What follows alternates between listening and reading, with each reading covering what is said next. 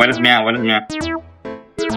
Hai, hari ini saya mau tunjuk player model desain baru DS Pro Ultra Series.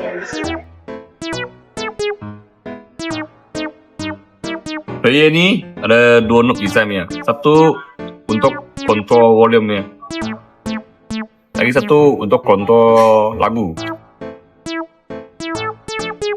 Okey, laki player ni dia support Apple CarPlay, Android Auto nya. Apple CarPlay ni dia wireless punya. Tak ada pakai kabel ni.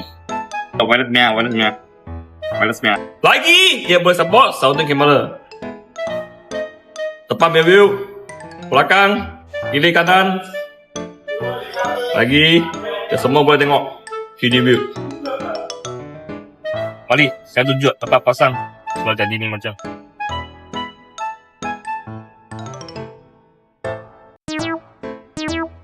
Kalau siapa-siapa minat, boleh cari kita ke S Puchong.